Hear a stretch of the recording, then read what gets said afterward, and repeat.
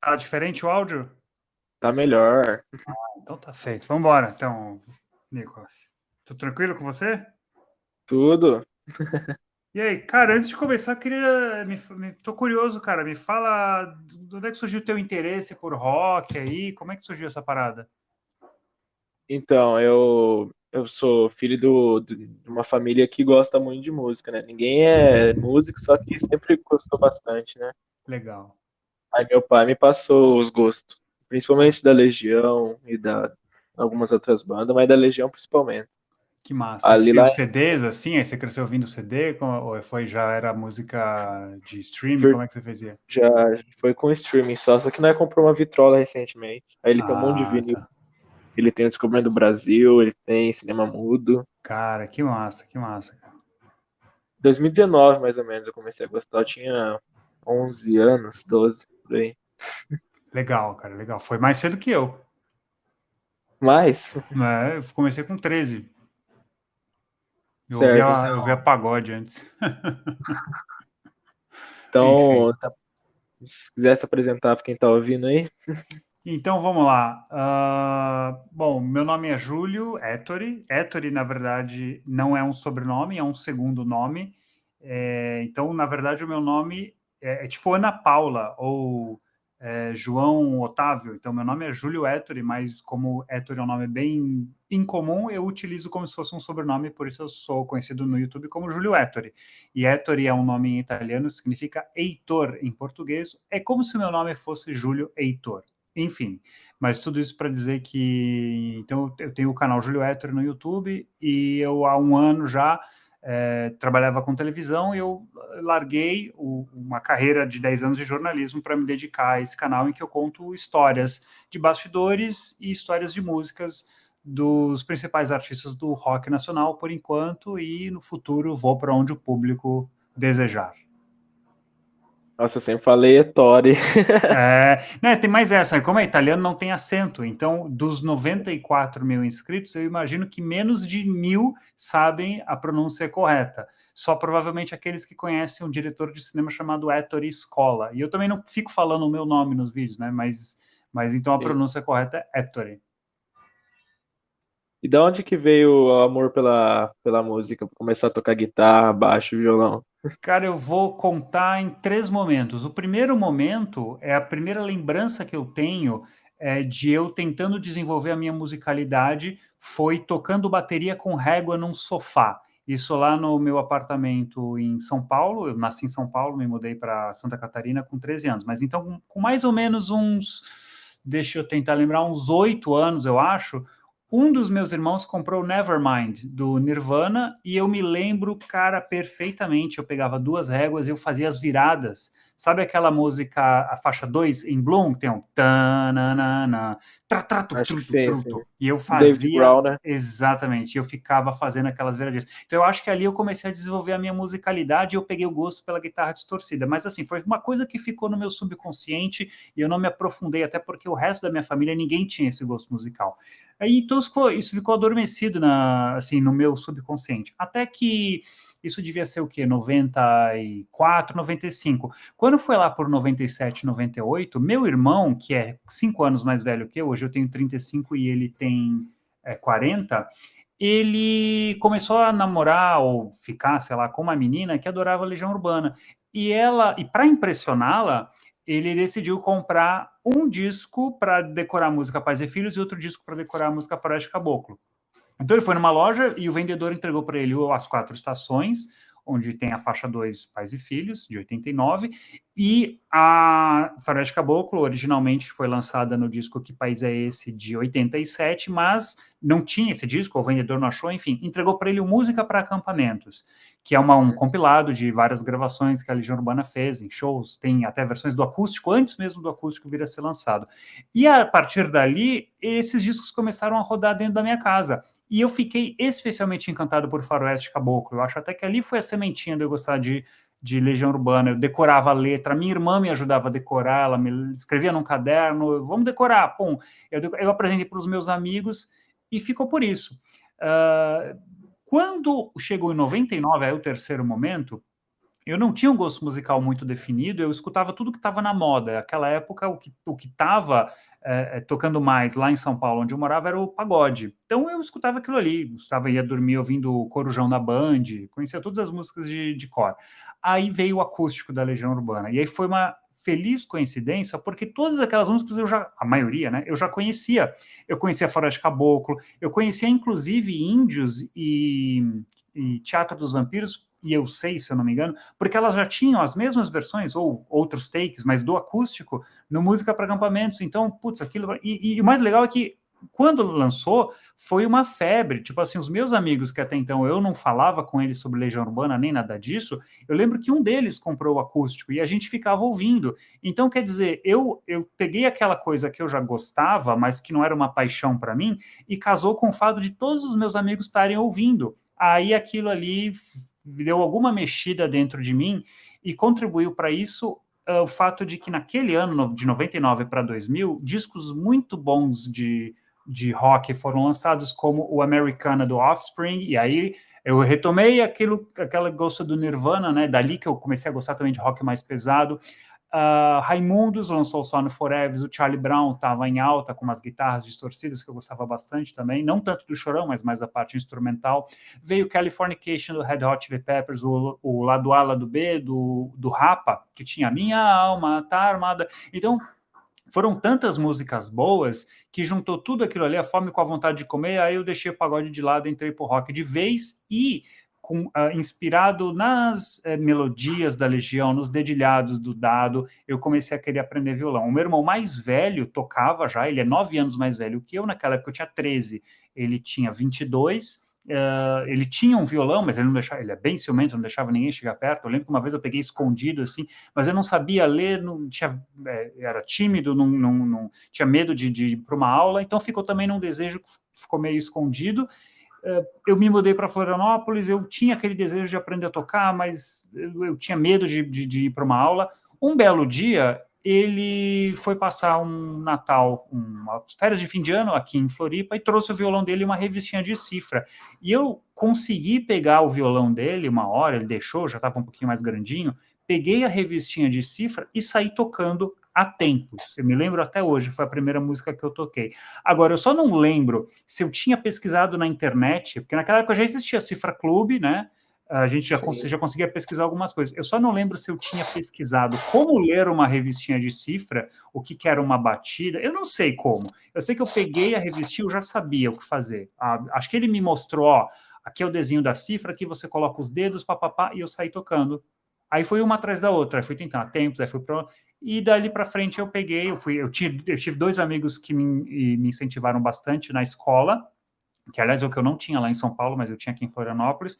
E aí eu fui totalmente autodidata, fui tirando as músicas da Legião, solinhos do Raimundos, do Charlie Brown, e depois eu virei metaleiro, tirei os solos do Metallica e foi assim que nasceu a história. Que chique. Então, eu sou da terra do Bonfá, né? Já falei pra você. Como na Itapira, não é? Sim. Ah, pode E crer. tem duas informações que não cita nos livros que você leu Hum. sobre ele. Primeiro é que ele estudou numa escola aqui chamada Júlio Mesquita, caso você queira falar num vídeo Ah, futuro, e que ele fez aula de inglês já também. Bem novo. que interessante. Bem Inclusive com legal. a minha professora de português. Ela Ah, fez aula é? de Ela inglês deu com o aula para Marcelo Bonfá. ele? Não, fez aula com ele. Ela Ah, é de ela fez aula 65. com ele? Sim. Estudou na Caramba. mesma escola que ele. E ela falou alguma coisa dele? Ah, falou que ele era um aluno Ele era bom, quietão, né? eu acho. Eu acho que ele era Sim. quietão, pelo jeito dele, assim. Eu conheci o Marcelo e o Dado, eles são. O Marcelo e o Dado são bem legais, cara. Fui É, no show então, da Legião em Sorocaba. você foi no camarim? Como é que foi? Então, tinha um. O show ia ter um portão assim onde os carros chegavam, né? Aham. Aí primeiro chegou o pessoal, o Frateschi, o Vasconcelos, o Berman, né? Esse pessoalzinho aí. Uhum. Aí o meu pai chamou o nome do Frateschi, ele desceu do ônibus e foi autografar a discografia legionária que eu tenho. Que massa. Aí depois acho que sentaram umas 2 horas ali, aí chegou dois carros igual, aí era o Dado e o Bonfá. Aí o Lucas Vasconcelos, ele pegou meu livro e levou pra autografar pros dois. Aí Ah, passou uma mocinha da produção e meu pai falou, consegue liberar aí pra nós, moça? Aí ela falou, é o sonho de vocês? Ela falou sim, aí nós entrou. Que legal, cara. Aí depois eu te mando, se você quiser ver. Legal pra Ah, caramba. eu quero, depois manda uma foto. Mas foi legal, foi uma conversa ali que você teve com ele? Como é que foi? Ah, que já que tava perto do show, já não deu pra falar muito. O Bonfá tava com uma jaqueta do Sex Pistols e o Dado com uma blusa da Lacoste. Mas, que ano foi isso? Esse ano, em julho. Ah, faz Dia- pouco tempo, hein? e foi e no dia 29 de julho eu fui no show da Legião e no dia 30 no Barão Vermelho. Também, Conheci também os. é. Não, em Jacutinga aí. É uma cidade de Minas Entendi, Gerais. E eu entendi. conheci eles também. Ah, que Autografei, massa, cara. autografei o livro do Barão também. Não é o livro. Mas aí a formação deles hoje é. Qual que é? Eu não sei de cabeça, só sei do Guto Goff e Ma, do Suricato, que é o vocalista. O resto você sabe Ma, todos? Maurício Barros nos teclados, Guto Golf na bateria, guitarras Rodrigo Suricato e Fernando Magalhães e baixo de apoio Márcio Alencar. Ah, pode crer. Ah, o Maurício eu já perdi as contas, porque ele vive entrando e saindo, né? Nunca É, sei se ele tá ou não tá. ele ali no entre o carnaval ele acabou saindo por causa de que ele percebeu que a banda estava saindo muito do controle dele, o Guto e o Frejá estavam tomando muito controle, aí ele saiu. Uhum, Só que depois ele voltou. Que nem o Dé também. O Dé saiu por causa que o Guto e o Frejá estavam se fechando no círculo. entendi. Mas o Dé chegou a voltar, não, né? Não, ele chegou a fazer um show com o Barão em 2014 no Circo Voador, mas fora isso, nunca mais participou, não. Foi só comemorativo, assim. Sim. O Entendi. Dé depois teve trabalho com a Adriana Calcanhoto, Partipim, né? É. Ele fez bastante coisa, né? Eu só conheço bem aquela história inicial ali do Barão. A sequência eu ainda não estudei muito. Se precisar de ajuda pra fazer algum vídeo, tamo aí. Ah, com certeza, vou pedir. Eu acho que eu sou especialista no Barão e no Cazuza. Mas Técnico um qual que é pouco a sua até. ordem de preferências, assim? Quem vem primeiro, segundo, terceiro, quarto? Em primeiro lugar, Legião Urbana, depois Barão, depois o Traje a Rigor e Quartos Paralamas. Legal, legal. Um bom ranking, eu diria. É, mas tem muita banda que subiu recentemente. O Biquíni subiu bastante, o Ira, por causa que eu fui no show dos caras, né? Isso aí, você vai conhecendo e vai moldando, né, as preferências. O pai do Marcelo morreu acho que uns 10 anos, e ele veio em Itapira, inclusive, no enterro do pai Ah, dele. pode crer. Pena. Só que ele foi muito, muito cedo embora para Brasília, né? Aí acabou que ele não conseguiu viver muita cidade, 12 anos de idade. Falar em Brasília já. E também morte do pai, né? Não vai querer ficar. Não vai para fazer turismo, né? Enfim, é E um da, luto, e, né? sim. E da onde surgiu a ideia de criar o canal? Bom, esse canal, ele surgiu ele teve também algumas fases. Ele surgiu como um depósito de músicas minhas, né? Não era para Sim, ser um canal assim. Isso foi há 12 anos, em junho de 2010, né? 12 anos e alguns meses. Desde que comecei a tocar, eu queria me gravar tocando. Então, eu nunca me esqueço também, comprei a minha primeira guitarra, uma Squier, que até hoje aparece em alguns vídeos, e aí eu quis plugar ela no computador. E aí isso foi tendo várias. Primeiro era bem rudimentar, plugava direto e gravava com som sem amplificação. E à medida dos anos eu fui querendo incrementar isso. Aí eu quis botar um efeito. Aí eu quis ligar ela no amplificador e ligar no computador. Aí eu quis botar um baixo junto. Aí eu quis botar uma bateria junto. Bateria tinha que ser uma bateria eletrônica. Aliás, eu não tinha sim. contrabaixo, então eu gravava o baixo na guitarra e reduzia uma oitava. Você sabe o que é uma oitava? Não. Eu peguei o Oitava é o, violão recentemente, né? Oitava é o seguinte, a gente tem 12 notas musicais, que é o Dó, Ré, Mi, Fá, Sol, Lá, Si, mais os sustenidos, que também podem ser bemóis. Então, essas 12 notas, cada uma, ela tem uma frequência. Se você dobrar a frequência de cada uma dessas notas, é a mesma nota sendo tocada, só que de uma forma mais aguda. E assim sucessivamente vai indo. Então, elas sempre vão dobrando suas frequências. Né? O Dó, aí o Dó que a gente diz que é uma oitava acima, é o dobro da frequência. Depois o dobro da frequência. Então seria mais ou menos assim. Esse aqui é um dó. Tá, mais ou menos isso aqui, né? Tá, talvez seja um si. Não, isso aqui é algo entre um si e um dó. Tá, isso é um dó. Aí, agora achei. Tá, agora eu vou. Isso. Agora, só que é o seguinte, só que você está tocando o acorde, tá? Sim. O meu raciocínio se aplica só para nota, para uníssono. Então, o dó. Tá, agora eu vou subir uma oitava. Pá, entendeu? Agora eu vou subir mais uma oitava. Não, eu não consigo. Não, não, eu teria que fazer um falsete, não ia funcionar. Eu só consigo fazer 2 oitavas de dó. Então, o que eu fiz? Eu dobrei a frequência do dó e fiz o dó uma oitava acima. Mas tudo isso para explicar. Então, o baixo, normalmente, ele está tocando a tônica dele uma oitava abaixo da nota mais grave da guitarra, porque o baixo é a mesma afinação, por exemplo, um baixo de 4 cordas, Mi, Lá, Ré, Sol, assim como as primeiras 4 cordas de um violão, só que as cordas do baixo são todas uma oitava abaixo em relação ao violão. Então é como se o violão tivesse as frequências dobradas em relação ao baixo. Então eu gravava o baixo como se fosse um baixo na guitarra e depois eu reduzia uma oitava. Só que o som não fica legal, porque os harmônicos todos caem uma oitava. Enfim, não fica como um som de contrabaixo. E aí fazia assim, e gravava uma bateria MIDI, ruim porca pra caramba, não tinha programas para isso, né? Não tinha bateria eletrônica Easy Drummer, isso era 2002, 2003. Aí eu fui querendo evoluir isso daí, aí eu comprei um contrabaixo, aí eu achei o Easy Drummer, aí eu comecei a botar plugins para gravar guitarra, até então eu gravava com meus pedais, ficava ruim pra caramba. E fui evoluindo e quis gravar as músicas da Legião.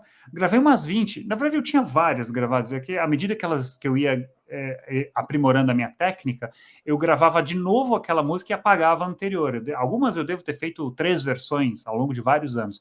E uma bela hora eu peguei algumas dessas músicas e não tinha o que fazer com elas. Lá em 2010, eu falei, quer saber, eu vou jogar no... Quer dizer, elas ficavam guardadas comigo, eu queria compartilhar. Então o YouTube tinha 5 anos naquela época, pra você ter uma noção. Ele é de 2005.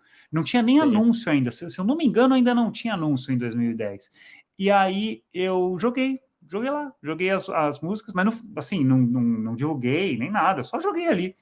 E o tempo foi passando e algumas pessoas foram descobrindo.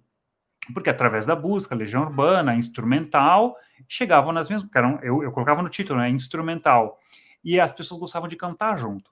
E passaram-se meses e daqui a pouco se inscreveu 1, 2, 3, 4, 5, 6, 10, 20, 50. E daqui a pouco as pessoas estavam pedindo para eu voltar a fazer, porque eu parei, né? Eu joguei só aquelas 20, aí estava na faculdade, fazendo trabalho de conclusão, e eu não tinha tempo, porque era muito trabalhoso fazer gravação. Cara, e as pessoas, tem que fazer essa, faz aquela outra, por que você parou, por que você não faz mais? Passaram-se 4 anos, falei, vou voltar a fazer. Aí eu comprei um contrabaixo, aprimorei um pouquinho a técnica, voltei a fazer, e daí eu fiquei parando uma música por mês, fiquei postando. 2014, 15, 16, 17. Só que até então eu não tinha câmera. Era só a música e um fundo qualquer. Um fundo preto, na verdade, só com o nome da música. Porque naquela época não existia streaming de áudio ainda. A gente ouvia a música no MP3, chamava MP3. Você plugava ele no computador, botava as músicas lá dentro. Ele era um aparelhinho pequenininho assim, menor que um celular hoje, ligava o fone de ouvido e, sei lá, vou para o trabalho e ficava escutando no MP3. Só que ele não tinha internet, né? Então você tinha que botar as músicas ali dentro. E então muitas pessoas ainda ouviam música no YouTube. Ainda tem gente que faz isso hoje, mas naquela época fazia sentido. Por isso que eu deixava essas músicas lá. Quando chegou ali 2018, eu falei, cara, eu preciso botar vídeo. Não faz mais sentido um canal só de música. Precisa ter vídeo também. Preciso comprar uma câmera. Eu não tinha uma câmera decente. E, cara, no momento em que eu tive esse insight, vamos dizer assim, lá onde eu trabalhava, uma menina quis vender a câmera dela. Anunciou no Facebook, assim, falei, cara, comprei mandei mensagem para ela na hora. Leva lá que eu vou ver. Aí ela levou, eu tenho essa câmera até hoje, eu paguei R$1.900 para ela. Então, a partir daí, eu comecei a fazer o seguinte, eu gravava as músicas e fazia um playbackzinho, assim, eu me filmava tocando, mas não é real time, né, eu não estou gravando ali, só estou executando, que nem clipe da MTV que se fazia antigamente, né, a banda, ela não está tocando ao vivo, ela só está executando. Então, eu fazia isso aí, cara, beleza, eu já comecei a colocar vídeo no canal. A partir daí, eu falei, cara, eu acho que eu vou começar a levar esse negócio a sério. Já tinha surgido a possibilidade de monetizar, e eu falei, cara, eu quero fazer esse canal crescer.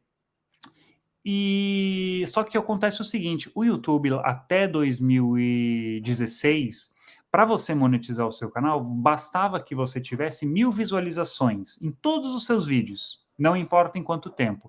Então, assim, uma quantidade enorme de canais monetizavam. Só que eles perceberam que a coisa estava crescendo demais e que as pessoas estavam muito acomodadas naquilo ali, então eles subiram a nota de corte como a gente chamaria, por exemplo, num vestibular, né? Ou seja, subiram o sarrafo. A partir de então, foi necessário, passou a vigorar a regra que vigora até hoje, que é ter 1.000 inscritos e 4.000 horas visualizadas nos últimos 365 dias, ou 20 mil minutos por mês, na verdade, né? Não lembro quantos minutos dá por ano. Enfim, aí eu perdi a monetização e eu falei, cara, eu quero retomar a monetização. Fiquei puto pra caramba, mas falei, eu quero retomar a monetização. O que é que eu preciso fazer? Aí que começou eu comecei a mergulhar na parada. Eu comecei a ver, porque o YouTube fornece vários conteúdos para você assistir, vídeos, ou textos mesmo, assim, para você ver o que é que você precisa para o seu canal crescer. Aí eu comecei a ver. Olha, posta uma vez por semana, use tags, use hashtags, use descrição, título, não sei o quê. Eu comecei a ver essas dicasinhas. Falei, vou fazer isso. Primeira coisa, vou postar uma vez por mês. A partir de 2019, se eu não me engano, eu comecei a postar. Não, 18. Eu comecei a postar uma vez por mês, nada. Uma vez por semana. A partir de 2018, eu comecei a postar uma vez por semana. E naquela época eu devia ter uns 800 inscritos. Cara, daí começou. Mas tudo isso era só para voltar a monetizar, porque eu via como algo que fosse me dar um dinheirinho de vez em quando.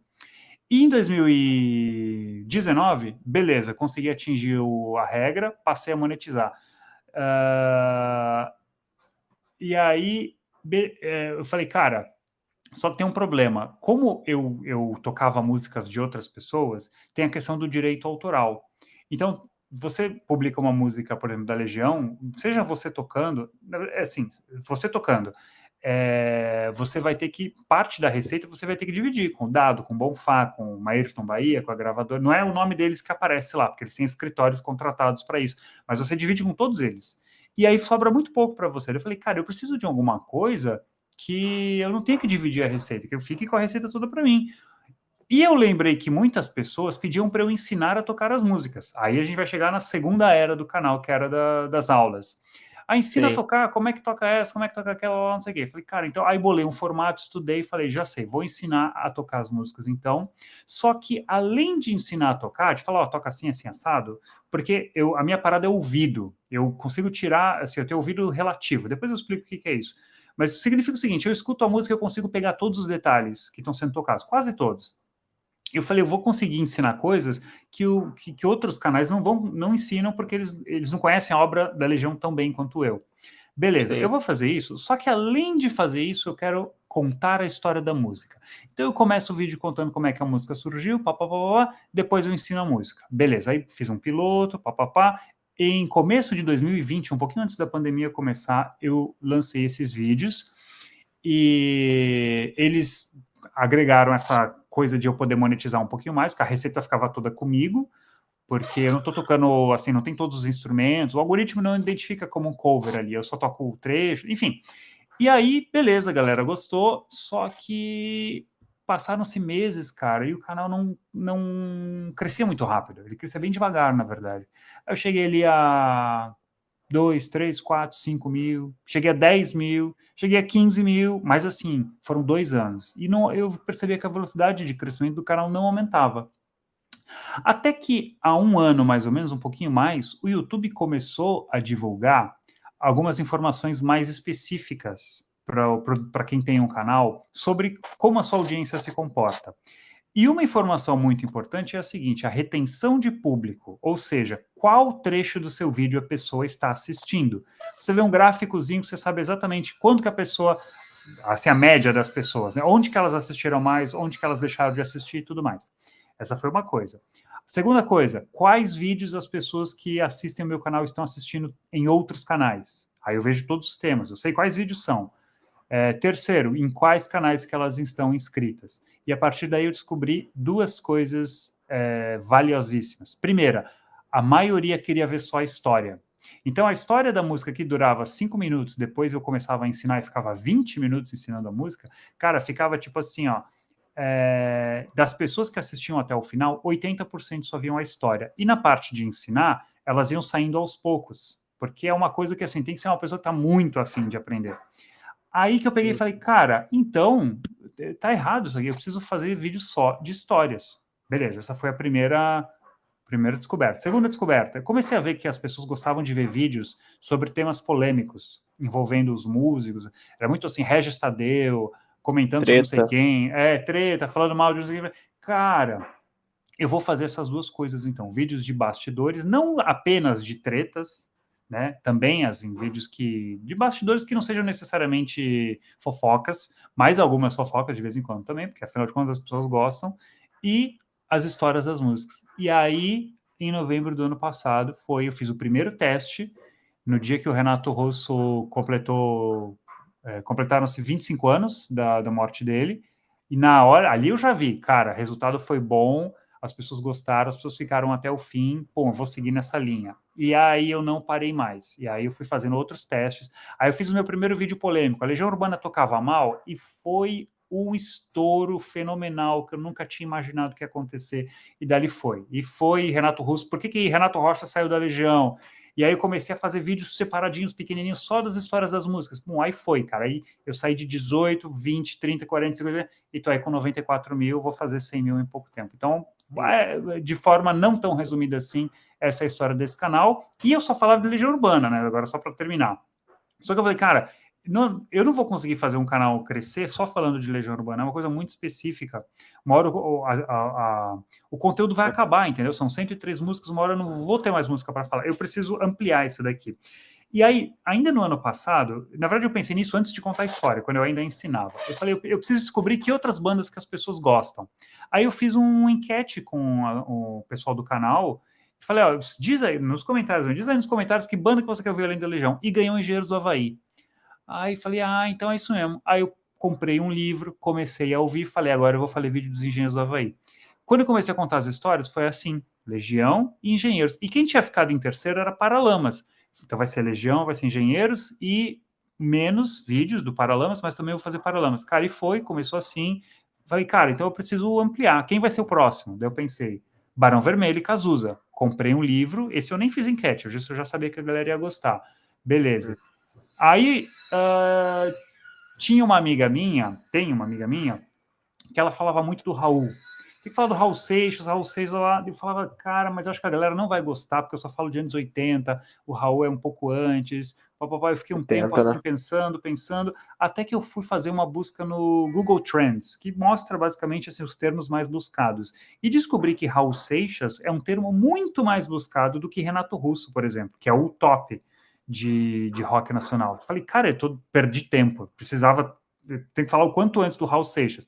Comprei os livros, comecei a estudar, comecei a falar e descobri que tudo aquilo é verdade, é muita gente vendo os vídeos do Raul.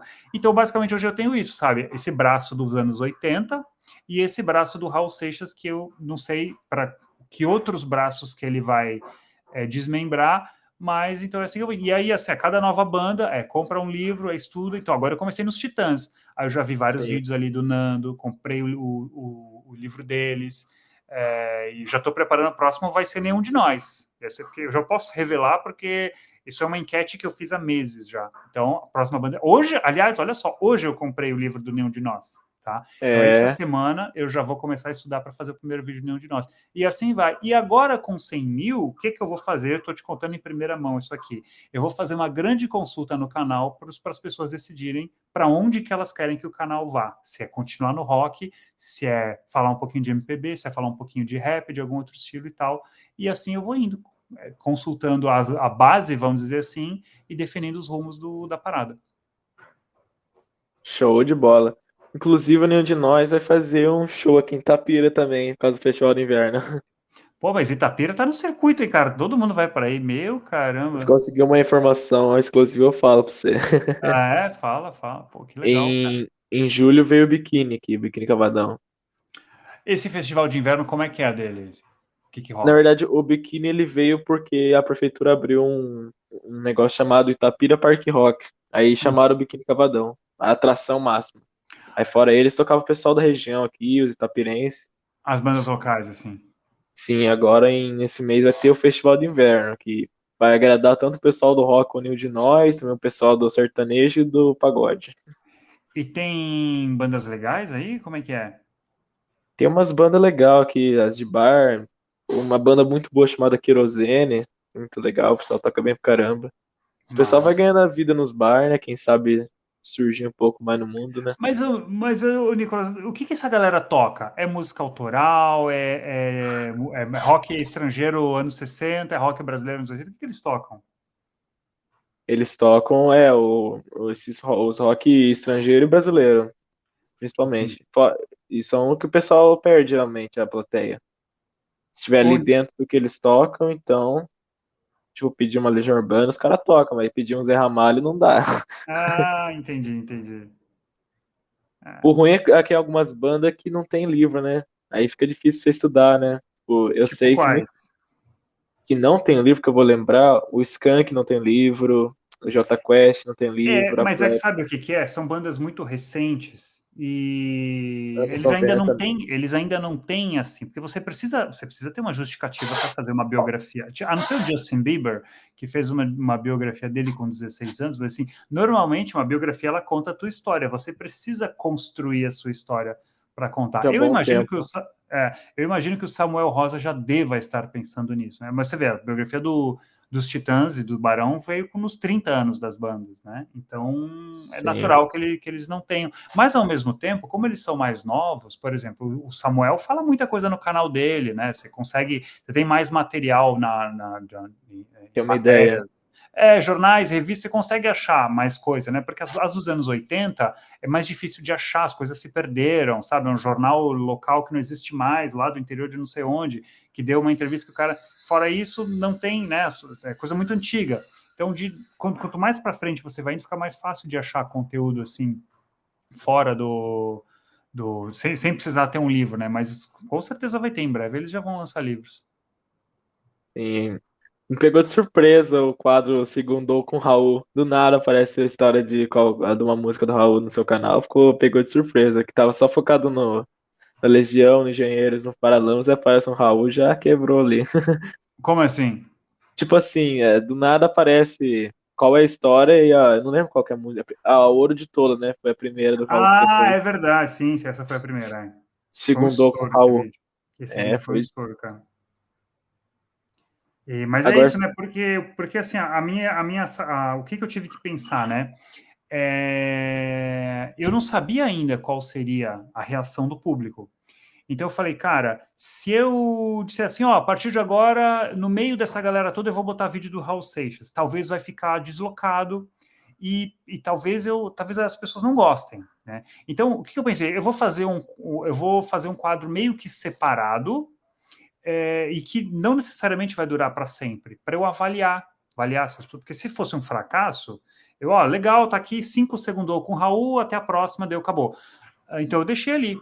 Só que, pô, foi muito melhor do que eu imaginava. E não acabou até hoje. Eu não sei quando é que vai acabar. é, E eu acho legal essa história, sabe? Porque, tipo, por que segundou?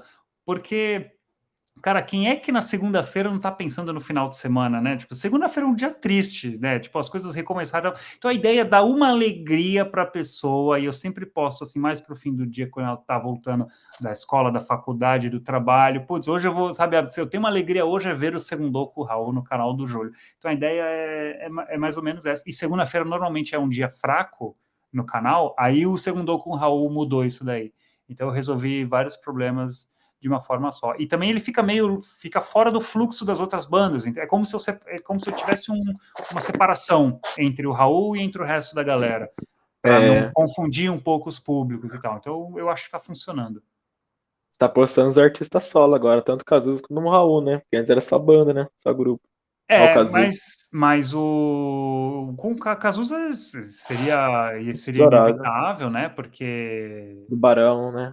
Ele ele tá saiu. junto do Barão, e assim, ele tem músicas boas, ele tem um bom conteúdo ali para falar, mas é inevitável, assim, em algum momento teria que ter que chegar, em algum momento eu vou ter que falar de Renato Russo, né, dos discos Sozinho, dele, né? tem uma galera que pede muito para falar, só que no caso dele só gravou covers, né, tem assim, é claro, tem as músicas que ele escreveu para outras pessoas, mas nenhuma assim tem uma história muito legal. Então eu imagino mais para frente eu vou fazer um compiladão de vídeos de músicas deles. Então, mas é isso, daqui a pouco vai ter Rita Lee, vai ter Zé Ramalho. Eu acho que em breve eu vou ter que falar de Zé Ramalho, né? Você falou de Zé Ramalho, porque a galera do Raul eu tenho percebido que eles pedem muito Zé Ramalho. Então talvez ele seria o próximo passo nesse outro braço aí, sabe?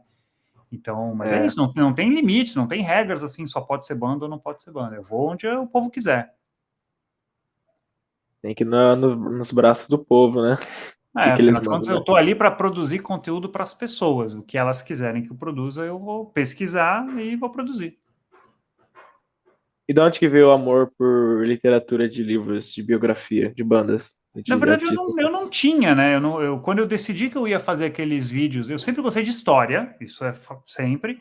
Eu sempre comprava livros da história do Brasil. Eu tinha, na verdade, eu tenho um livro que a minha irmã me deu na minha formatura do terceirão, que é de história do rock. É um autor americano. Aliás, um livro que me ensinou muita coisa sobre como o rock nasceu e tal. Mas eu não tinha nenhuma biografia. Mas quando eu imaginei, cara, eu preciso contar as histórias das músicas, eu começava a procurar na internet e via que, tipo assim, as informações eram muito escassas, eram muito fragmentadas, não tinha, assim, uma boa fonte para descobrir como surgiu tal música. Eu falei, bom, então eu vou ver que livros que tem. Aí eu cheguei na biografia do Dado, foi os primeiros vídeos que eu fiz contando histórias, ainda quando eu ensinava a tocar as músicas, era só com o livro do Dado. E aí o tempo foi. E eu sou jornalista de formação, trabalhei 10 anos. Então, para jornalista, sabe que precisa ter muitas fontes. E aí eu comecei a ver que realmente o livro do Dado não dava conta de tudo. Começavam a surgir comentários. Ah, isso aqui você não falou. Ah, isso aqui não sei o que. Ele falou, ué, mas o Dado não fala disso. Aí que eu fui entendendo. Eu não posso ter só um, eu tenho que ter vários. Aí eu fui atrás dos outros. Comprei o Trovador Solitário do DAPF, comprei a Discobiografia Legionária. Cara, aí chegou uma hora que quando o canal começou, porque até então o canal era pequeno, entendeu? Então, se faltava alguma outra curiosidade, uma informação ali, tudo bem, 2 ou 3 pessoas que vão reclamar. Agora, quando a coisa começou a ficar séria, falei, cara, agora eu preciso saber tudo. Então, eu vou ter que comprar todos os livros. E aí, quando surgiu o quadro Qual é a História, foi isso. Quando eu vi que eu tinha todos os livros disponíveis da Legião Urbana, e eu ainda não tinha, ainda faltaram 2 que eu descobri só depois que existiam, falei, agora eu vou fazer esse quadro. Então, a parada é essa. E aí vira. Só que aí que tá. O legal disso que eu faço é que eu alio trabalho com lazer. Porque se você pegar uma pessoa que tem sei lá, jornalistas que gostam de ler, aí você vira pro jornalista assim, sei lá, trabalha numa televisão aí qualquer. O que você faz no seu tempo livre? Eu gosto muito de ler. Pois é, esse é o meu trabalho, entende? Então eu estou fazendo uma coisa que eu gosto, porque me dá conhecimento, fala de uma coisa que eu gosto, que é música, e eu ainda estou usando isso para fazer o meu ganha-pão, que é os vídeos do YouTube. Então, eu acabei descobrindo uma paixão, né? Quer dizer, a história sempre foi uma paixão, mas aí a música, eu não juntava isso com a música, e aí por causa desse trabalho no YouTube, eu comecei a juntar as duas coisas, e aí eu comecei a querer saber tudo. Então, assim, agora se é para saber, vamos saber tudo, vamos comprar tudinho. E aí foi, cara. Então agora já perdi as contas de quantos livros eu tenho. Eu não li todos inteiros, porque também isso é importante, assim. Eu não vou ler um livro até o final para depois começar a fazer vídeos sobre, por exemplo, sei lá, o disco Biografia Legionária, eu não li inteiro. Tem certos discos ali que eu não parei para ler porque eu ainda não fiz vídeo sobre eles. Então, o dia que eu Sim. fizer um vídeo sobre, sei lá, o equilíbrio distante, eu vou lá e vou ler o capítulo do equilíbrio distante. Então, muitos dos livros eu tenho uma leitura fragmentada. Aquele trechinho da vida do Renato Russo, ou do Cazuza, ou dos Titãs, ou dos Paralamas, eu li aqueles trechos. E aí, ao longo do tempo, à medida que eu vou fazendo os vídeos, eu vou completando essa leitura. Que legal. Você tem livros também, Nicolas? Acho que tem, né? Fala aí, quais que você tem? Eu tenho a autobiografia do Bruno Gouveia, né, do Biquíni Cavadão. Hum. Eu tenho o livro do Nazi, A Ira de Nazi. Esse eu comprei também. Tenho a Discografia Legionária. Tenho o Barão Vermelho, Porque a Gente é Assim, que é a autobiografia do Barão. Uhum. Eu tenho a autobiografia do Lobão também, Mas é há 50 anos ou 60 anos? 50 anos. É E a cada boa? 10 anos. Eu não li ainda, você acredita? Comprei na Bienal Ah, do Livro, lá até hoje não peguei. essa eu tenho que ler, porque ele também dá muita história. É, o Lobão, cara, recheado. A cada 10 anos ele faz um livro, tá quase chegando já aos 70. Ele tá Mas é com 70, dele 50. 90, 100, vai saber. E esses são livros. E eu conheci seu canal com o vídeo do Renato Rocha, você acredita? Esse foi o primeiro estouro, foi o primeiro que passou de 200 mil, cara. Foi um Por que que estouro ele foi também, assim. expulso, né? É. Essa é uma história também que a galera adora, assim. Ele era um cara, deixou saudade, né, cara? Não só pelo músico, O que mas que deu depois na vida dele, né?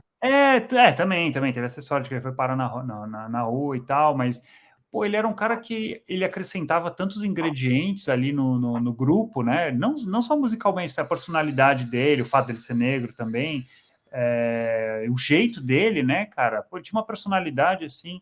E aí eu acho que eu sempre tive também assim, muita dúvida, pô, quem é esse cara, sabe? De onde é que ele veio? Por que que ele saiu? Ele era meio quietão, ele nunca teve mídia depois, teve uma banda, mas não deu muito certo.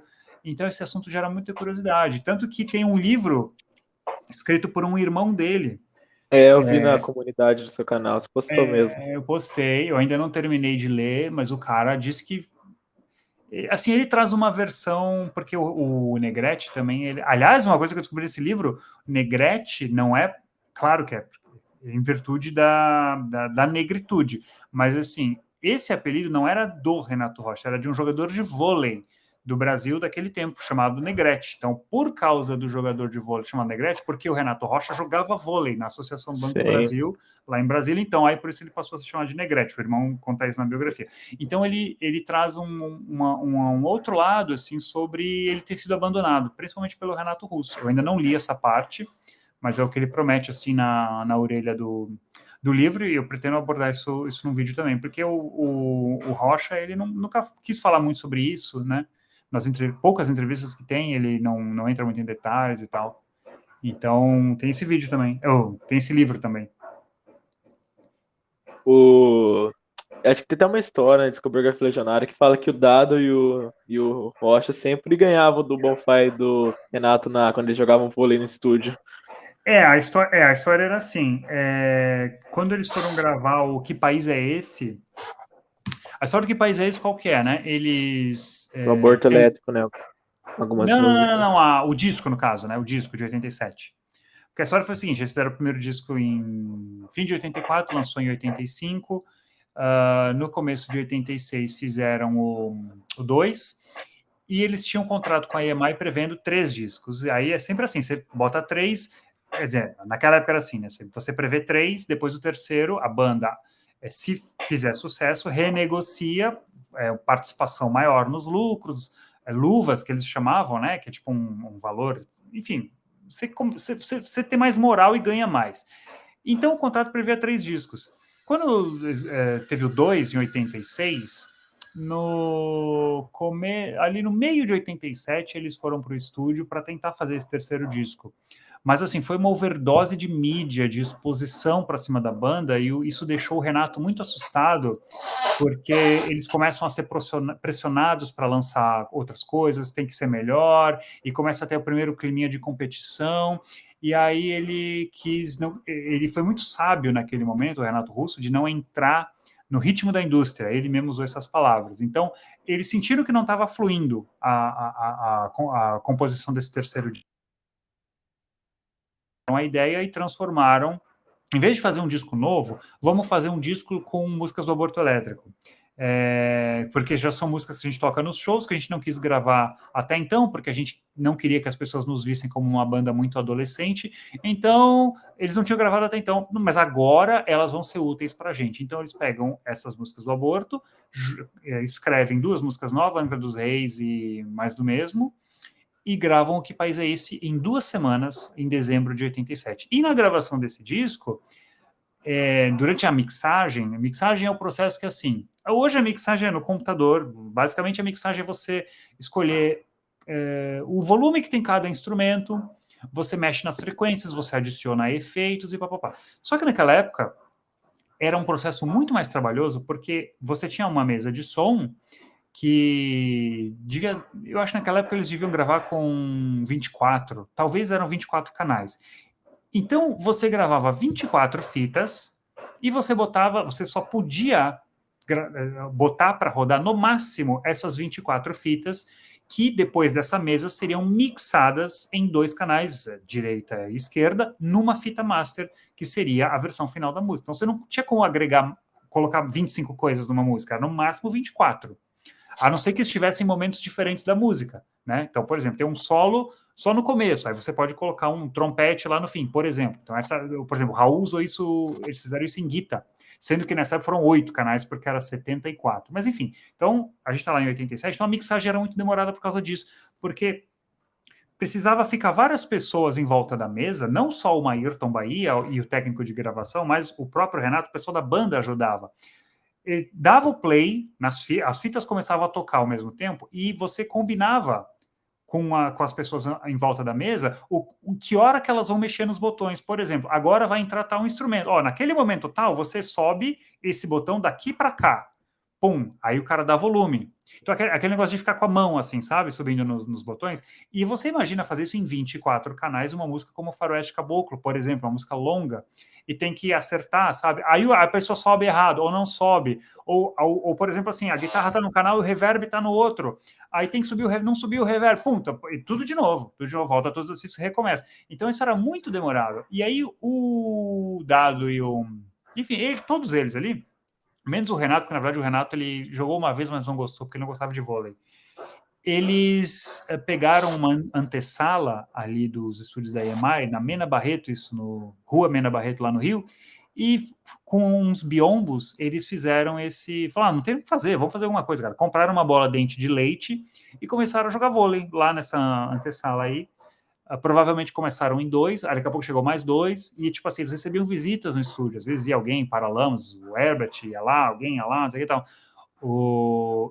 Aí começou lá, quem é o pró? Vamos desafiar. E aí quem mais gostava era o Negrete, evidentemente, tinha jogado vôlei, e o Dado, que também era atleta, né? Assim, também tinha um histórico de... Não sei que ele faz, acho que ele montava, se não me engano.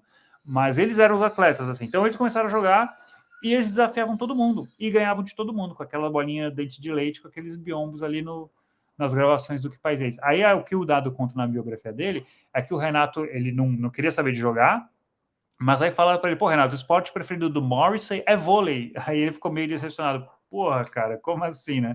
Gostava muito do Morrissey e quando descobriu que... Eu não gosto de vôlei, mas o Morrissey gosta, ele ficou até meio sem jeito. Então, essa aqui é a história do vôlei de estúdio. Até marcar, eu lembro, quando eu li, eu nunca mais esqueci essa história aí. É bem E qual, marcante, dessa gravação. e qual que foi a sensação de entrevistar o Augusto Lix? O cara é muito massa, cara. O cara é muito legal. Sério, sério. Pô, foi uma entrevista muito legal, assim. A minha história com engenheiros, ela é assim. Tem 3 fases, parece que tudo tem 3 fases, né? Diferente da Legião Urbana, a Legião ela foi uma banda retroativa na minha vida. Significa o seguinte, quando eu conheci ela já tinha acabado, que nem você. Então eu só fui comprar, assim, Renato Russo já tinha falecido, eu comprei todos os discos depois, assim, fui ouvindo a banda. No caso dos Sim. Engenheiros, não, porque os Engenheiros ainda existiam. Lá em 99 eles lançaram o Tchau Radar, que tinha Eu Que Não Amo Você, eu adorava essa música. Queria um cigarro, eu que não amo você. Então eu vi os Engenheiros acontecendo, só que já era assim, Humberto e os demais músicos. Sem o Maltz e o Lix, né? Só eles dois. Sem o Mouse e o Lix. Mas fui acompanhando eles, depois eu acompanhei quando eles lançaram o terceiro do Plural, depois no Estufando Camas e DNA, depois no Acústico, acompanhei tudo isso daí. Mas nunca fui um grande fã, gostava de todas essas músicas, mas não era um grande fã da banda, até porque eu não conhecia essa fase anterior. Muito bem. Quando eu tinha uns 20 e poucos anos, foi uma época de eu conhecer a discografia de bandas que eu queria conhecer com mais... Assim, eu achava que o meu conhecimento estava devendo. Falei, então é hora de correr atrás do tempo perdido, tudo que eu não conheci na minha adolescência. Eu ouvi toda a discografia dos Engenheiros e não gostei de quase nada. Achava as letras bobas, falei, cara, nada a ver isso aqui. Não gostei de muita coisa, só gostei das primeiras, Infinita Highway, os grandes sucessos. Cara, e aí, quando aconteceu ano passado essa parada da galera, isso 20 anos depois, 15 anos depois, da galera dizer que queria ouvir Engenheiros, eu me reaproximei da banda, só que, eu não sei, mudou tudo. Primeiro porque eu estudei a história da banda para ouvir as músicas. Segundo que eu conheci a formação GLM. E terceiro, que acho que é uma nova fase da minha vida em que eu comecei a ver as letras com outros olhos. E eu não entendia lá no começo, lá em 2007, 2008, quando eu dei essa passada pela discografia, que as letras eram muito autobiográficas. Eu ficava achando que o Humberto inventava uns personagenzinhos infantis, assim, putz, é música para criança e tal. E agora as músicas começam a fazer sentido, cara, porque eu entendo o que é que ele quis, eu sei o que aconteceu na vida dele, eu entendo o que ele está querendo falar e as coisas têm muito a ver com o que está acontecendo comigo. Então foi uma paixão, assim, cara, dessa formação GLM, não só ela, assim, o Longe Demais também, enfim, aí eu tive uma reaproximação com a banda. E o Augusto, olha só que história, cara. Eu nem sabia quem ele era. Assim, até eu começar a fazer os vídeos para o canal, eu tinha uma imagem de um cara de óculos, de cabelo lambido, de camisa social. Eu não sabia o que é esse cara. Parece que é o irmão mais velho, sabe? É o empresário da banda. Eu não sabia o que ele era. Aí que a galera começou a falar Augusto Lix, aí eu fui estudar a formação de elenco, comecei a ver os vídeos, falei, caralho, que puta guitarrista, mano. E aí mergulhei na história, comprei o livro dele, lá, e um cara que falou sempre muito pouco, assim, agora não, ele tá falando mais, né, tá sendo convidado para podcasts e tal.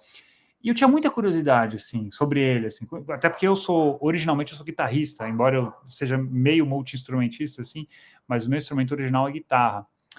E aí, quando rolou essa ideia de conversar com ele, como eu tinha mergulhado tanto na história que a live fluiu bem por causa disso, pô, eu tava por dentro da parada, sabe? E aí, pá, o cara é muito gente boa, sabe? Ele, antes da live, depois da live, a gente bateu um papo, assim, eu, ele e o Sal. Foi demais, cara. Foi bem legal. Ele é um cara com muito conhecimento, porque ele seria o irmão dele, tem uma formação clássica. Ele também, sabe, tem um conhecimento bem aprofundado de música. Então é como se fosse um professor ali, sabe? É quando ele passa a falar de música, você para ouvir, e ele tem um amor, assim, quando ele fala das coisas que ele fez, por mais que tenha terminado de um jeito meio traumático, quando ele fala das músicas, das canções, assim, coisas lá, ele tem uma memória boa, porque ele é jornalista, todo jornalista tem memória, ou pelo menos deveria ter. Quando ele fala, sabe, dele gravando solo de Era um Garoto Como Eu Amava os Beatles e os Rolling Stones, isso faz 32 anos, cara, ele fala com a paixão, assim, de quem lembra de tudo. Então não tem como você não ficar vidrado ali vendo. Então foi demais, cara. Eu adorei ter feito. Imagino. E você com engenheiro, você não citou, você não é muito dos engenheiros? Ah, comecei a voltar agora a gostar, mas é porque eu sempre gostei, só que eu era só o Pop é Pop. Agora eu tô ouvindo Longe Demais das Capitais e a Revolta dos Danos agora. Agora você Eu tá acho, saindo do pop. acho que o Engenheiro está lá em sétimo, acho, se eu fosse fazer um top 10. Pode crer. Você vê, o Revolta dos Dantes, cara, quando eu comecei a contar as histórias das músicas, eu só tinha os principais sucessos, assim, guardados. Cara, e daí eu fui ouvindo o disco, falei, caramba, que disco massa. Não, falei, vou ficar com essa, vou ficar com essa, fiquei com o disco inteiro. Falei que eu vou salvando MP3 no meu computador, né? Então, pá, foi assim, ó, virou do avesso, assim, falei, gente, esse disco é muito bom, como é que eu não percebi isso lá na época, né? Então, Sim, às vezes é o momento da sua vida, o momento em que você ouve que as coisas têm um significado diferente para você. Então, nesse momento, os engenheiros têm um significado que lá atrás não tinha. Da mesma forma, outras coisas podem perder o significado, né? Hoje eu não saberia dizer o que é que perdeu. Certamente, assim, coisas... Raimundos perdeu o sentido para mim, entendeu? Né? Quando você mudei a forma de ver o mundo. Com a tua idade, eu ouvia muito Raimundos, cara. E hoje não faz o menor sentido para mim. imagino. Eu já entrevistei o Bruno aqui também, foi o primeiro cara entrevistado que eu fiz. E é legal ver como que o Herbert influenciou muito a carreira do biquíni dele. Ele falou isso, ele comentou isso lá no meu No comentário, né? canal, Sim, falou, é isso, ele influenciou bastante, cara. Eles e a Plebe também, ele ajudou bastante. Lembra disso, assim, o Herbert, ele ajudou várias bandas, né? Mas me resume um pouquinho, assim, eu não conheço muito bem a história. Como é que foi a participação do Herbert aí com o Biquíni? o, o Shea, os Guitarrista, né? integrantes. No Shea, que era o baixista do Biquíni Machista. Cavadão. Era. O Sheik, o Miguel, que é o tecladista, o Álvaro, que é o baterista, o Bruno, que é o vocalista, e o Coelho, que não tinha o Coelho, tinha os quatro, no caso. eles estavam querendo fazer uma banda, eles tinham o famoso sarau escolar, sabe? Que o Hum, pessoal faz dança, teatro, aí eles fizeram um sarau só que de música. uhum. Ensaiava só o Álvaro e o Sheik e o Bruno. Só que aí o tecladista, ele ouviu o pessoal ensaiando e quis entrar na brincadeira também. Foi Aí bem assim do o. nada. Sim. E o nome Biquíni Cavadão veio por causa que o Herbert Viana falou que se o Bruno não usasse aquele nome de biquíni, ia fazer uma banda paralela aos Paralamas usando esse nome. Porque eles não tinham outro nome pra usar. Aí foi uma ameaça e ele usou. Cara, o Herbert é o cara dos nomes, né? Ele que deu o nome da banda do Dado, né? Dado e o Reino Animal. E Biquíni sabe dessa história, Cavadão. né? Não. Nunca ouvi. Lá em Brasília ainda, antes do Herbert se mudar pro... Acho que foi... Não sei se foi antes, acho que ele já tinha ido pro Rio. E daí, numa das viagens lá, o Dado montou uma banda com o Dinho, Ouro Preto, com o Louro Jones, No Capital com... Inicial, né? Os É, dois. Sim. não lembro quem era o baterista e não lembro quem era o tecladista.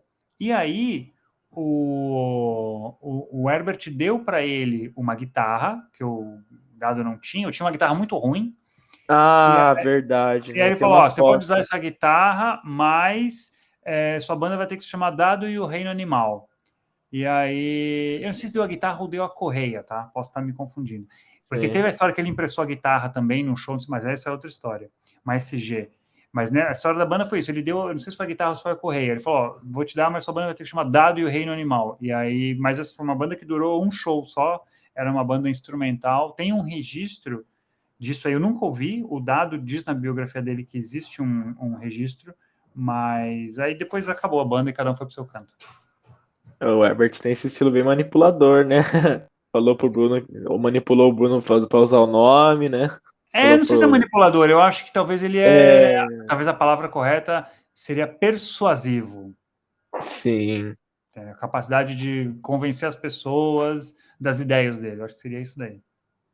Considera os Paralamas uma banda do Rio ou de Brasília? Porque tem esse embate. O pessoal às vezes fala que só porque o Herbert é de Brasília, viveu muito tempo, é uma banda de Brasília. Qual a sua opinião? Eu acho que pode ser as duas coisas, depende do Ponte prisma, de assim, vista. do ponto de vista que você estiver analisando. Se você estiver analisando do ponto de vista de como eles moldaram suas preferências musicais, Herbert e Bi, aí eu acho que ela tem um forte componente de Brasília. Mas não pode esquecer que o Barone é Rio É do... e a Sim. banda, né? A banda depois, quando estiver falando de carreira, aí eu acho que é Rio, mas eu não acho que seja assim, ou é Rio ou é Brasília. Acho que depende muito do que você estiver analisando. Acho que dá para ser considerado, por exemplo, se for lá as bandas de Brasília, fala, ó, Paralamas é uma banda que ela tem uma origenzinha em Brasília, mas ela trilhou o caminho no Rio de Rio de Janeiro. Janeiro. Eu acho que Sim. é assim que eu vejo. Assim. A própria Legião, se você for ver, eles saíram de Brasília em fim de 85. 85 ou 86 agora, não me lembro. Que até que o Dado morou uma. Eu tenho um vídeo que eu contei isso daí, só que é tanta coisa que eu não consigo decorar tudo. Que o Dado morou junto com o Negrete, que o Renato foi para casa dos avós na Ilha do Governador, o Bonfire não lembro para onde que foi. Então, a partir dali, eles se tornaram uma banda do Rio, mas aí eles tinham a origem em Brasília. Agora, outras bandas, por exemplo, a Plebe Rude nunca saiu de Brasília. Sim. As outras, deixa eu ver, o Capital Foi para foi para São São Paulo. Paulo. Sim. O ano é que eu não lembro, acho que foi 86 também, né? É o primeiro disco dele de 86. Talvez seja É, por ali mesmo. então, assim, são bandas que têm uma origem lá em Brasília, mas de todas elas, acho que talvez, se o primeiro disco Capital já estava em São Paulo, a que mais conservou a sua identidade dessas três, Legião, Capital e Paralamas, eu acho que é a Legião, porque chegou a gravar o primeiro disco, se eu não me engano, gravou o segundo, acho que não, na verdade, acho que no segundo eles já estavam no Rio, mas assim, o Paralamas é a menos Brasília, Capital um pouquinho menos, a Legião é um pouquinho mais. Sim.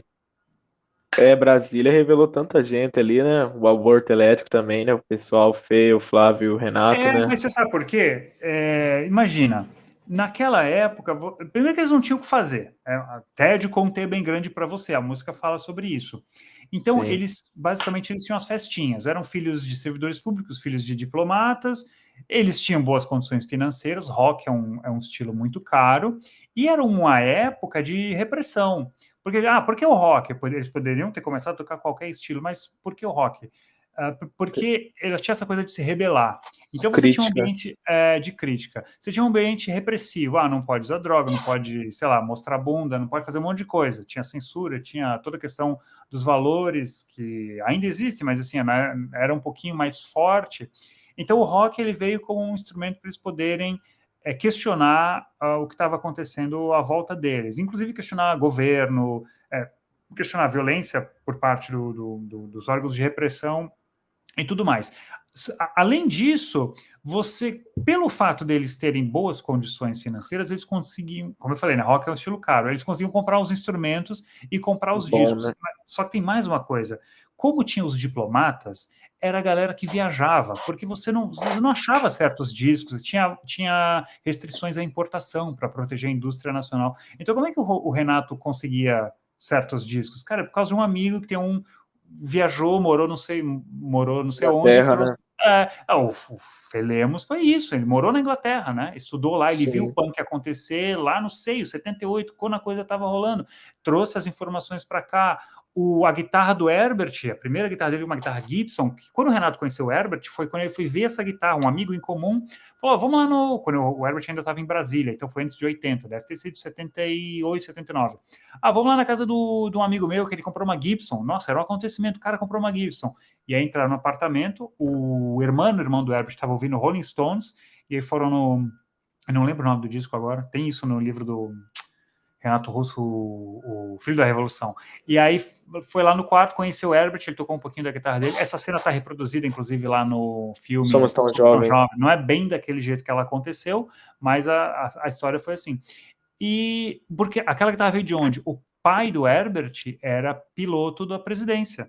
Ele é tipo é que não tem um Força Aérea 1 aqui no Brasil, né? É um avião do presidente, que era o Geisel naquela época. Então, graças a isso, ele conseguiu trazer uma guitarra dos Estados Unidos pro Herbert. E tem várias histórias assim. A bateria do Felemos veio num amigo do pai dele. O pai deles era professor de biblioteconomia na UNB, tinha ido fazer uma especialização na Inglaterra, mas eles já tinham voltado. Mas quem trouxe a bateria do Felemos foi um amigo do pai dele, que era diplomata, que trouxe dos Estados Unidos, não sei de onde que ele trouxe essa primeira bateria. Então, graças a esse ambiente, porque podia ser só uma, por exemplo, imagina, se fosse em São Paulo, você podia ter um filho de um diplomata, mas ele seria a exceção. Lá em Brasília era quase a regra, porque era uma bolha de gente em que muitos tinham um conhecido que viajava e tal. Então, as informações começaram a circular no meio dessa galera.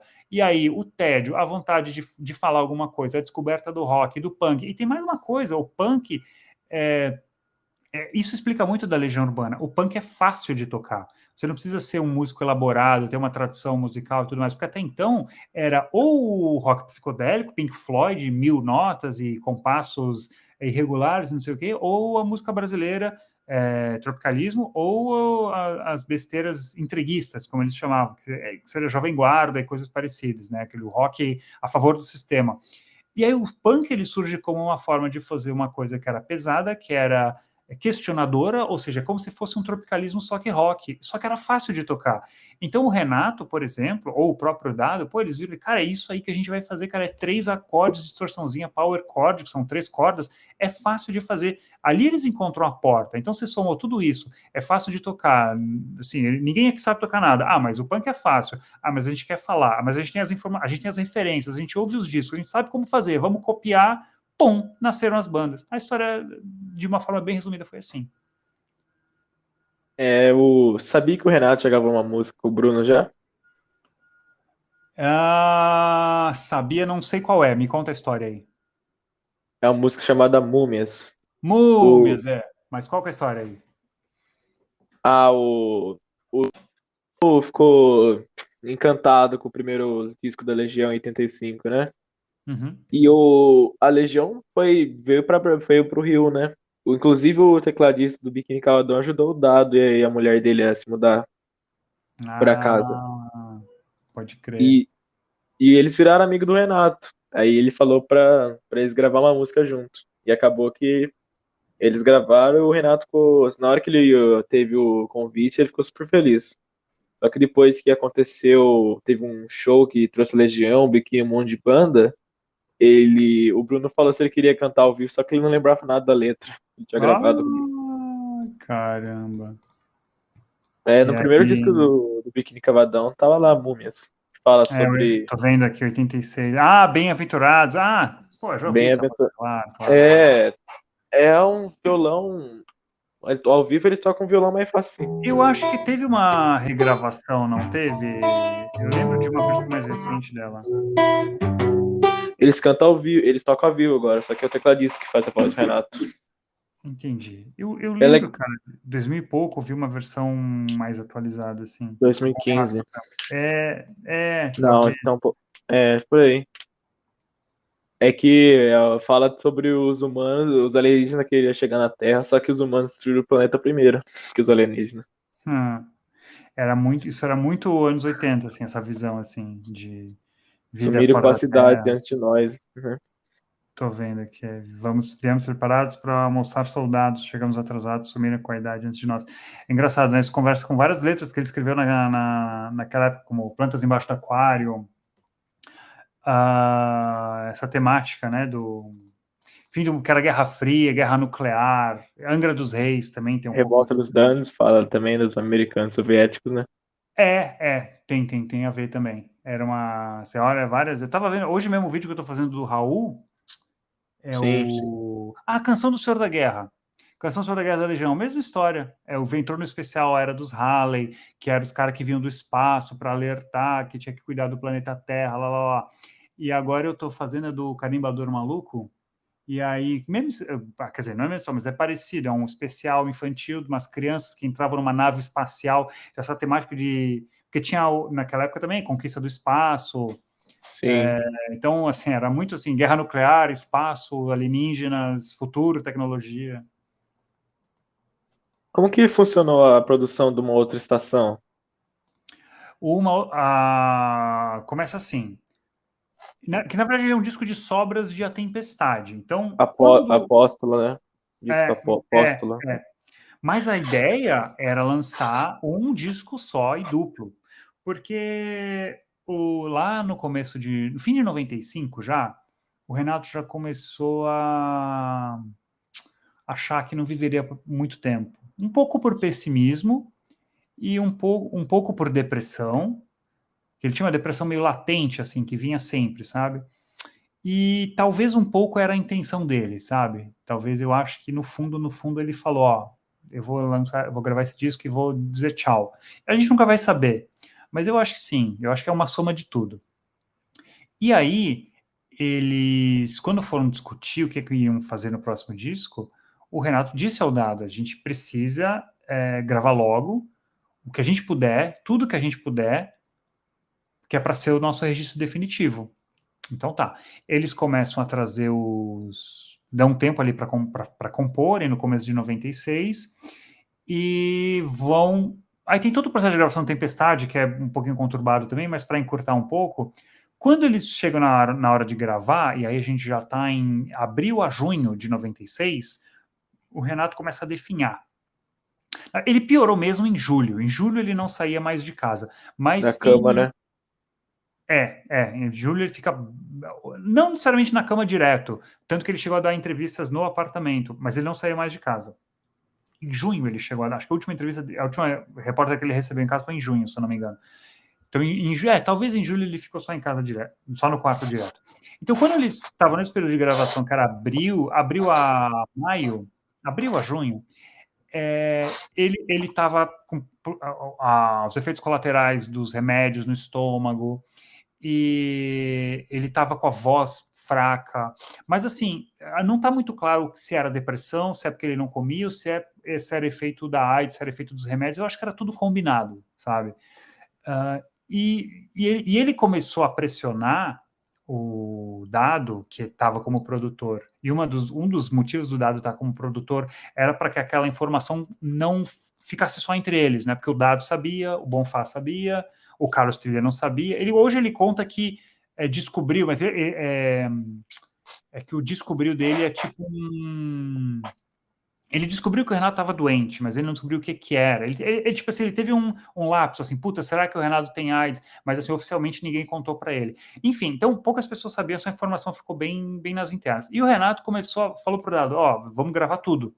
vamos gravar tudo. Então, quando ele ia para gravar, ele pegava o violão, por exemplo, aquelas sessões de Clarice e de Dado Viciado, cara, foi acho que no mesmo dia. Ele falou, ó, liga o microfone, agora é essa, agora é essa, agora é essa. Então, à medida que os instrumentais estavam prontos, ele ia gravando, tanto que teve alguns que eles gravaram antes do momento que o Dado queria gravar, que o Dado queria mexer e tal.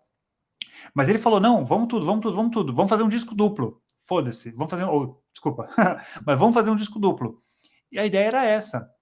Só que quando chegou ali julho, né, que o Renato piorou, ele falava muito por telefone com o Dado e com o Trilha, que o Trilha também se envolveu mais na produção, e aí eles falaram, ó, Renato, a gente precisa, sei lá, eles deram uma estimativa do tempo que seria preciso para mixar um álbum duplo, e provavelmente passaria de setembro, chegaria outubro, novembro. Ele falou, não, então faz o seguinte, vamos pegar 15, o Renato escolheu essas 15, e essas 15 a gente vai lançar como A Tempestade. As outras, depois a gente vê o que é que faz. E aí as outras 14 ficaram separadas. Cara, lançou A Tempestade, deu menos de um mês, o Renato morreu. E aí, bom, sobraram todas aquelas músicas, o que o Dado fez? Vamos lançar. Então, em março de 97, ele chamou o Tom Capone, que já é falecido, pegou aquelas músicas e retrabalhou algumas coisas. Tanto que, se você ouvir, cara, a sonoridade de Uma Outra Estação é totalmente diferente do resto da discografia.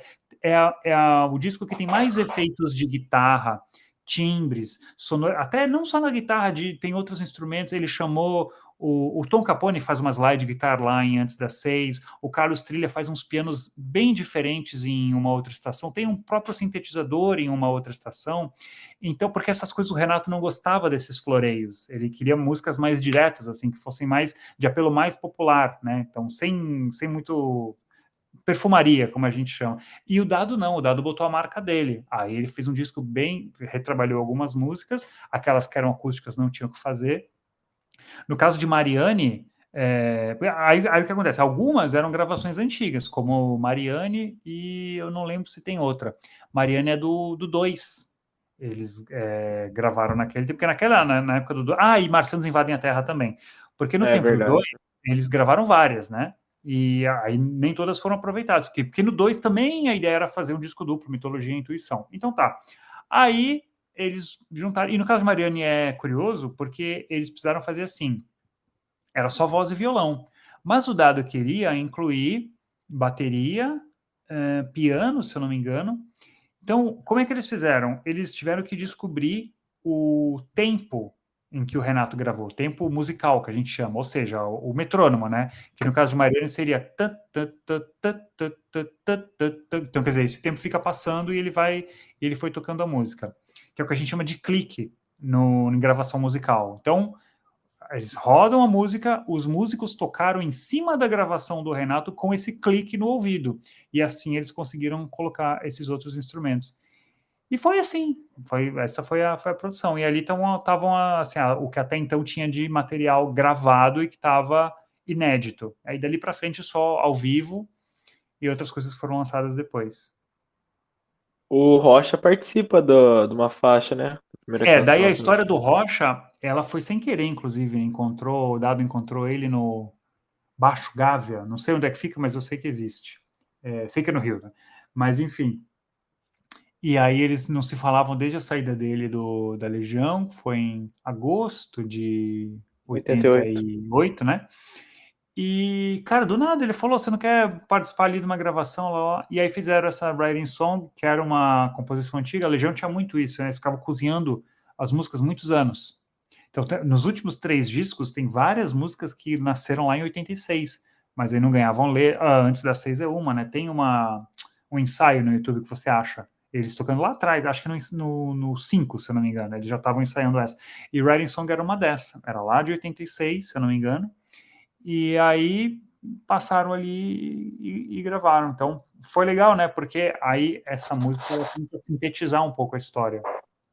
Com aquela entrevista, né? Aquela é uma entrevista que veio numa fita cassete junto com o 2. E aí a única letra de toda a discografia escrita pelo Dado, que na verdade são 2 versos: eu já sei o que eu vou ser quando eu crescer. e falava sobre o sonho de montar uma banda e tal. Então aí foi legal que eles conseguiram juntar os três ali. Foi bem legal a ideia, foi bem bonito.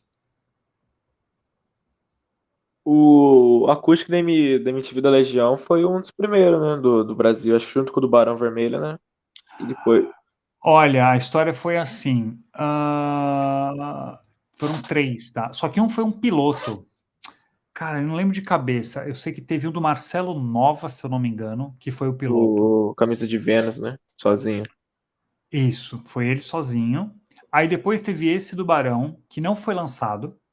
Aliás, esse do Barão foi lançado depois do da Legião, inclusive. Nossa, então foi bem mais tempo. Acho que é de É, 92 do foi. Barão Vermelho. 91. 91 também é. É. E aí, aí da Legião em janeiro de 92. Então ele é tipo assim, ele foi o primeiro, ele foi o primeiro de, como é que eu vou explicar assim? Quando ele foi lançado em 99, ele era o mais antigo de todos. A gente pode resumir dessa forma. Porque o do Barão acho que não saiu em CD, só tem um, não sei se tem, ou tem. Na internet tem alguns clipes Né, do tem esse clipe, acústico, mas assim, eu acho que não saiu assim um CD que nem o da Legião, né? que eu saiba, não. Tem que dar uma É. pesquisada aqui. Então ele é o mais antigo lançado em CD, seria isso. Eu acho tão legal o Renato ter incluído uma música do Menudo, né? É verdade. Ele quase não tocou, né? É por causa que a corda do dado estourou, né? Estourou a corda, foram trocar e deixaram tudo gravando, né? E o Renato estava numa fase tão ruim, cara, que. Mas é que ele tinha muitos negócios, assim, entreter, né? Tipo, tipo, imagina um convidado fazendo sala.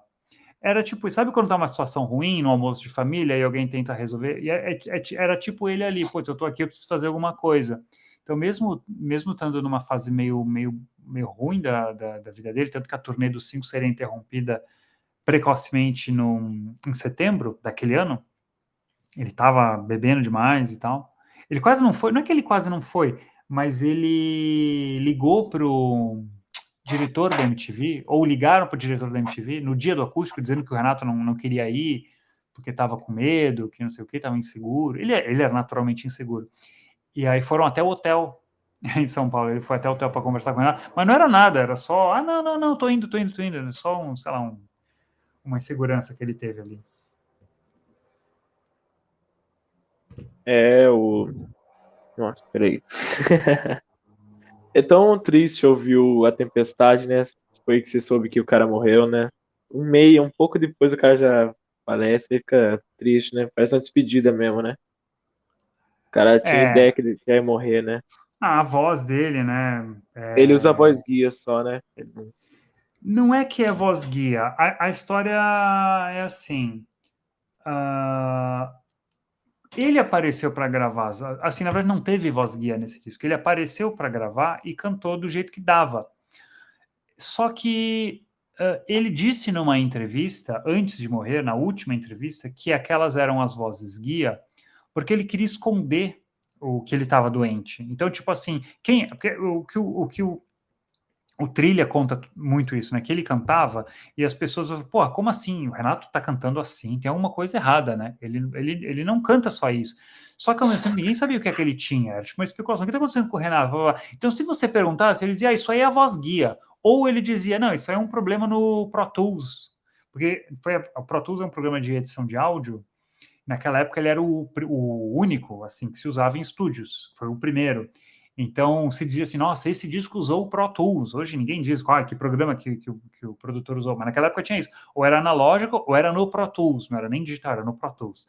Então ele usava isso como desculpa. Ou que era a voz guia, ou que é o dado que tem que se virar. Isso aí, algum botão que ele apertou naquele computador ali que deixou minha voz assim.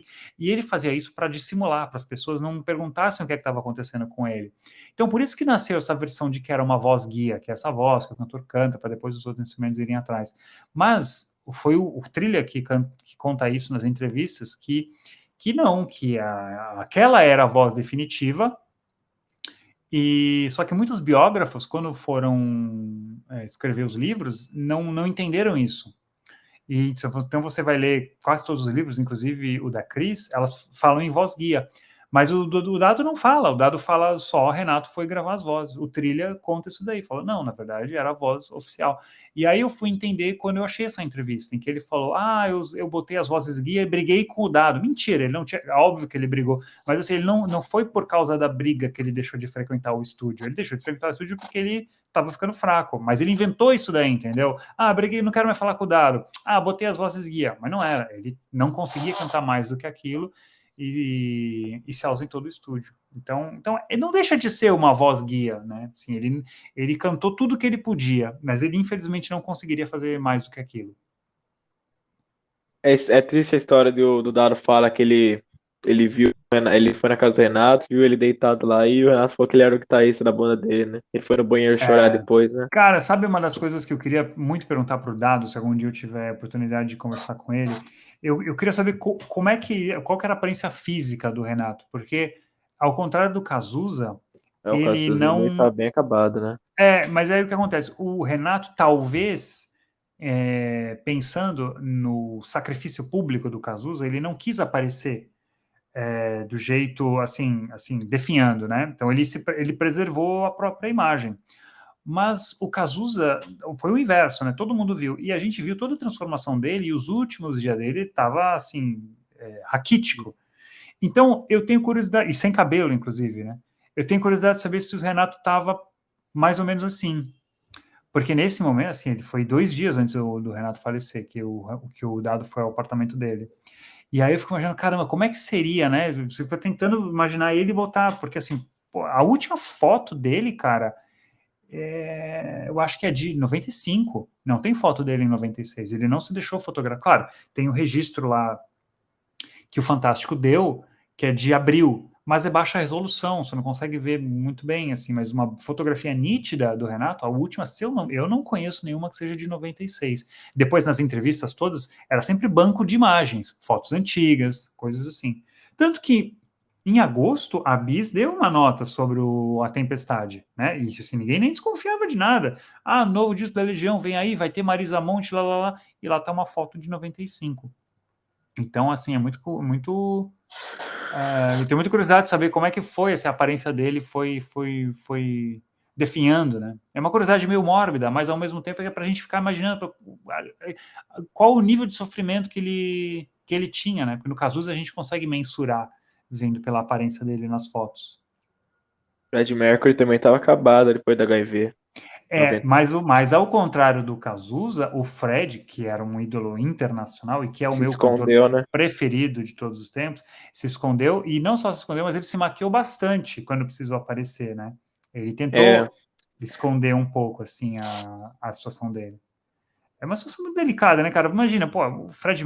A gente tá falando de Renato Russo e Cazuza. Imagina o Fred Mercury, que é um mas ídolo mundial, planetário, sabe? Numa época, sabe, que é revista e TV e, pô, e exposição pra caramba. É muita pressão sobre a imagem dele, né, cara?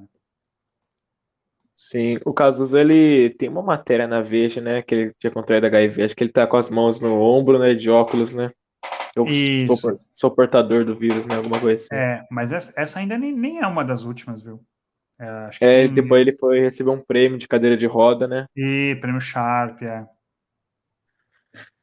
E qual Cazuza você gosta mais? Ele com o Barão ou ele na carreira solo? Tem uma preferência? Cara, ele solo, sabe? Porque ele solo tá fazendo o que ele gosta. Assim, não é que eu não ache legal ele com o Barão, mas é que, assim, foi um.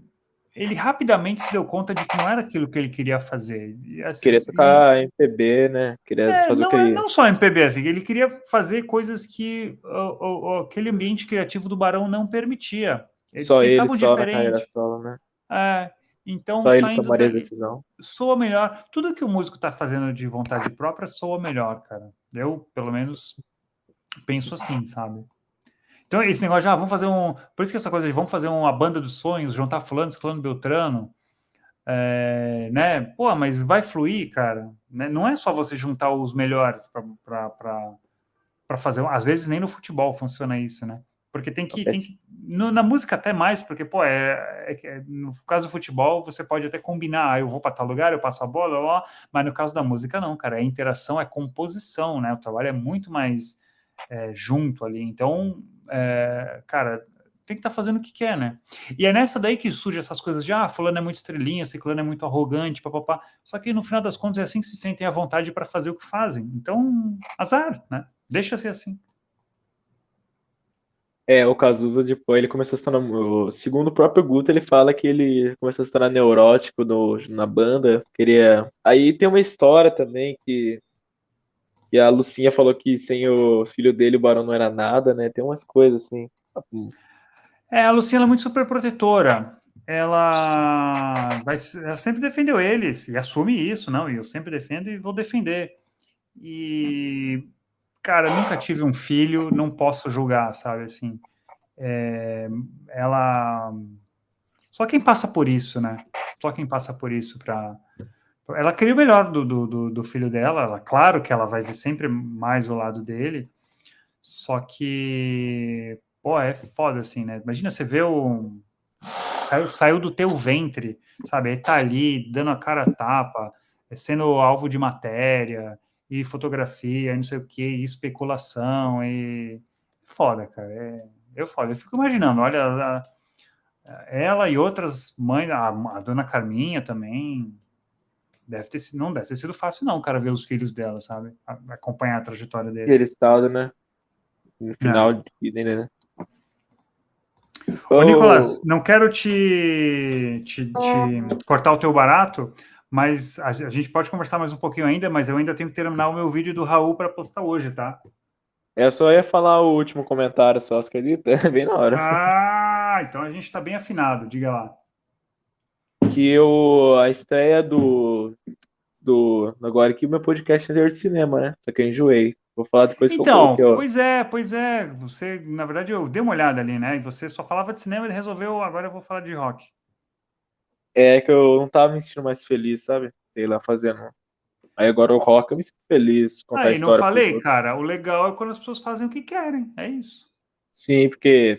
E ainda eu que sou jovem, você já viveu um pouco do pessoal ali na época, mas eu que não tive nem chance ali, os caras já estão uma certa idade fazendo show. Você tem tudo para descobrir ainda. Aí a estreia do podcast ali foi. A nova fase foi com o vídeo Do o Bruno, episódio do né? Barão. Do Ah, do Bruno, Barão, do Barão, do Barão. Tô vendo aqui, tô vendo aqui. sim, do primeiro disco. Depois você dá uma ouvidinha lá, ficou legal pro caramba, porque eu li bastante pra fazer. Legal, cara, Porque esse disco legal. do Barão aí é muito. Ele foi feito em 48 horas, você acredita? Qual que é o primeiro? É o Barão Vermelho 1 de 80. Pode crer, acredito, sim, acredito. Saíram tocando lá do estúdio. É. Aí o Caetano também tocou ao vivo Todo Amor que eu Guardo Nessa Vida. É um bom tema também, falar de algumas. O Barão com o Frejá seria um bom tema pro canal seu também. Por você, É, contar essa história aí. essa daí tá na minha lista. Então, Júlio, obrigado pela participação aqui. Se puder mencionar nós depois lá para ajudar nas views aqui, eu fico feliz, caramba. Claro, Você é vou uma, mencionar, né? você é uma inspiração aqui pro podcast. Que Eu me isso, cara. inspirei em você para fazer. Só que Pô, falando de mais coisas assim, diferente. fico muito feliz aí, cara. Que bom que. Bom, você ainda tem toda essa fase aí, 14, 15, 16, 17, para afinar, né? Descobrir bem as coisas que você quer fazer da tua vida. Não sei se você vai para essa área de mídia social, de comunicação, de não sei o quê, mas se você for, eu vou ter ficado muito feliz mesmo de ter contribuído de alguma forma para isso. Mas, de qualquer modo, que isso dê alguma contribuição para a sua formação humana, assim, né? De trazer, né? Essa história de você querer pesquisar e saber as coisas. É conteúdo, é conhecimento, né? Conhecimento é um ativo, é algo que você vai levar para toda a tua vida e que vai te diferenciar dos outros. Então, pô, fico muito feliz de estar te incentivando. É numa geração que ouve só funk, eu gostar dessas coisas é diferentão, né? É diferentão, cara. Eu tenho muita curiosidade de saber como é ser um adolescente hoje que ouve rock. Ah, é uma exceção, né? Eu imagino que seria, na minha época, ouvir. Beatles. Não, pior que Beatles nunca sai de moda, cara. Cara, seria tipo ouvir música clássica na minha época. Eu acho que seria mais ou Beethoven, menos isso. Eu acho que seria mais ou menos isso aí. entendo. Obrigado, então. Fique com Deus. Bom, eu Bom, que agradeço aí o convite, Nicolas. bom Tudo de segundo bom para ao você. Raul. Ah, valeu, valeu. E não perca, viu? Daqui a pouco sai. Certo. Com Deus. Valeu, cara. Um abraço aí, até a próxima.